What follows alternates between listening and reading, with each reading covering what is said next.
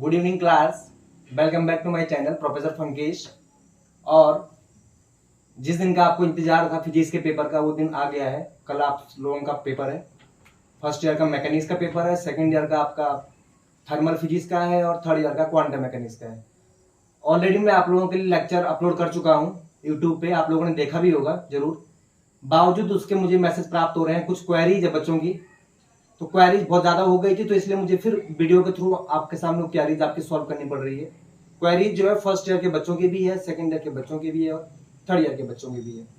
Queries भी तो मैं आपकी सॉल्व आउट कर दूंगा, लेकिन उससे पहले जो है आप लोगों के जो कुछ डाउट्स है वो क्लियर होने बहुत जरूरी है। डाउट्स क्या है, उससे पहले आपका जो एक कॉन्फिडेंस है, बहुत बच्चों का मैसेज आ रहा है कि सर कॉन्फिडेंस नहीं गेन कर पा रहे हैं, कॉन्फिडेंस लो हो रहा है। तो मैं समझता हूँ कि आप पेपर देने जा रहे हैं, वहां कोई भूत नहीं बैठा हुआ है कि आप जा रहे हो और आप घबरा जा रहे हो कि हाँ क्या होगा कैसे होगा। वो जस्ट एक कागज का टुकड़ा है, ठीक है, कागज का टुकड़ा है। और दूसरी बात ये है कि जितना आपको जो पहले आ रहा है ना, आप उस पर फोकस करेंगे, ठीक है। यदि आपको लॉन्ग क्वेश्चन पहले आ रहे हैं तो आप लॉन्ग क्वेश्चन वाला पार्ट पहले कर लीजिए, शॉर्ट क्वेश्चन आ रहे हैं तो शॉर्ट क्वेश्चन वाला पार्ट पहले कर लीजिए, जिससे आपका कॉन्फिडेंस बिल्ड हो। कॉन्फिडेंस लूज करने से अक्सर होता क्या है कि हमें जो आता है हम वही भूल जाते हैं। तो आपको कॉन्फिडेंस बिल्कुल भी किसी भी अवस्था में आपको लूज नहीं करना है, ये समझना है कि मैंने कल अच्छा करना है बस। और अब हम बात करते हैं आपके टॉपिक पे।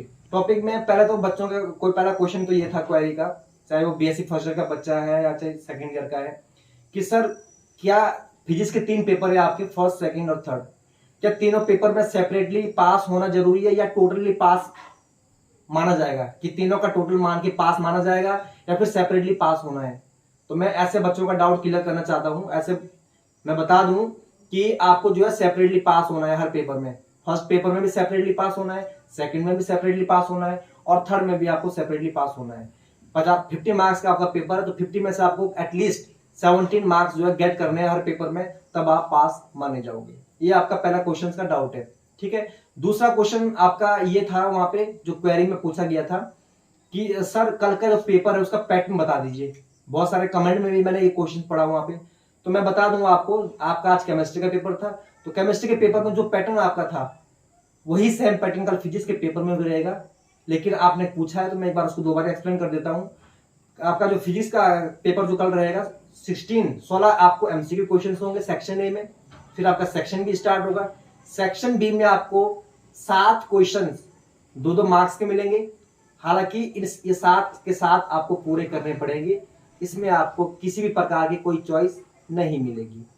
इसी तरह से बात करते हैं सेक्शन सी की। सेक्शन सी में आपको 8 क्वेश्चन मिलेंगे, एक क्वेश्चन 4 नंबर का होगा। उस 8 में से आपको 5 करने होंगे और 3 छोड़ने की चॉइस है आपको। वो 3 आप कोई से भी 3 छोड़ सकते हैं जो आपको नहीं आ रहे हो। तो 20 मार्क्स का सी सेक्शन होगा, 14 मार्क्स का बी सेक्शन होगा और 16 मार्क्स का ए सेक्शन होगा। 16 + 14 + 20 = 50। और 50 में से आपको मिनिमम 17 मार्क्स गेट करने हैं, आप सेपरेटली पास हो जाओगे। ये आपका दूसरा था। तीसरा डाउट मैंने लिखा है यहाँ पे, एक बच्चे ने पूछा था कि सर बीएससी फर्स्ट ईयर का बच्चा था, उसमें डेरिवेशन में आपको एक्सेस प्रेशर वाला क्वेश्चन है, excess pressure inside a soap bubble और excess pressure inside a liquid drop. तो मैं बता दूं, जो लिक्विड ड्रॉप होता है उसमें 2T/R होता है एक्सेस प्रेशर, और जो सोप बबल होता है उसमें आपका 4T/R होता है। मींस उसमें हम 2 के फैक्टर से मल्टीप्लाई कर देते हैं। 2T/R होता है ना लिक्विड ड्रॉप में, लेकिन यदि सोप बबल की बात करें तो इंटू 2 कर देते तो 2 4T/R हो जाता है आपका। इसी तरह से आपका एक लड़की का मुझे मैसेज आया था कि सर जाइगर मेथड जो होता है to determine the surface tension of liquid, Jaeger method, JAEGAR, Jaeger method. इसका ड्रॉबैक ये है कि मेरे पास फर्स्ट ईयर के जो बच्चे हैं उनके ना मॉडल्स मेरे पास ना कोई बुक है। जितने भी बुक्स है मेरी कॉलेज में है, डिपार्टमेंट में, और डिपार्टमेंट आजकल सील है। सील इसलिए है क्योंकि विंटर समर वेकेशन चल रहा है, जिस वजह से हम उसे नहीं खोल सकते हैं। तो मेरी जितनी भी बुक्स थी फर्स्ट ईयर से रिलेटेड वो सारी वहां पड़ी हुई है। इस वजह से मैं इसके नोट्स जो है जाइगर मेथड के हिंदी में उपलब्ध नहीं करवा पाऊंगा, हालांकि इंग्लिश में मैंने आपको क्लास में भी लिखवाए हैं। नेक्स्ट डाउट था आपका कि कौन सी यूनिट से सबसे ज्यादा पूछा जाता है क्वेश्चन। तो मैं आप लोगों को बता दूं 5 यूनिट आपकी रहती है, तो ऑलमोस्ट सबसे जो है इक्वल अमाउंट में जो है वो पूछता है। यदि 5 नंबर का इससे पूछा है तो दूसरे से भी 5 का ही पूछेगा या फिर नियरली 7 का पूछेगा। ज्यादा डिफरेंस इनमें नहीं आता है, नियरली वो एक बराबर ही इक्वल अमाउंट में पूछता है। 19-20 का फर्क उसमें रहता है रेशो का, ठीक है। बाकी आपको अपना कॉन्फिडेंस बना के रखना है और सब अच्छा होगा। बाकी आगे के जो आपके पेपर्स आएंगे, ऑप्टिक्स का होगा चाहे आपका मॉडर्न फिजिक्स का है, मेरा प्रयास रहा है कि मैं उसके लिए भी आपको लेक्चर प्रिपेयर करके आपको यूट्यूब में डाल दूं, जिससे थोड़ा सा जो है आपको एक हेल्प मिल सके।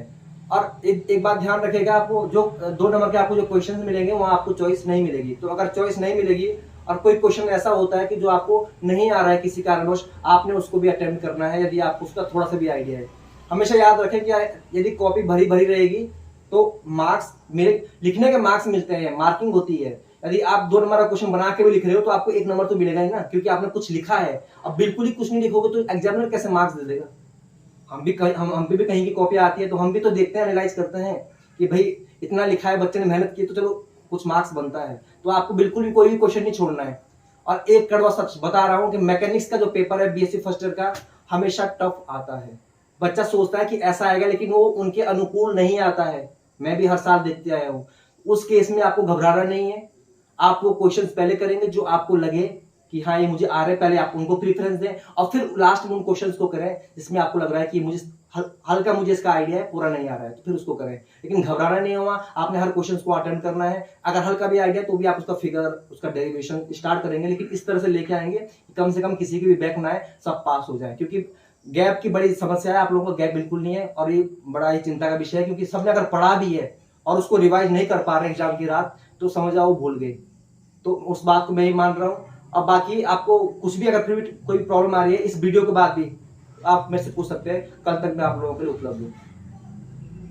बीएससी फर्स्ट ईयर के जो मैंने वीडियो आप लोगों को रिलीज किया था, उसमें मैं बाय मिस्टेक जो है यूनिट फर्स्ट और यूनिट थर्ड के कुछ इंपॉर्टेंट टॉपिक्स में आप लोगों को नहीं बता पाया था। तो थोड़ा सा इस वीडियो में थोड़ा बता देता हूँ मैं।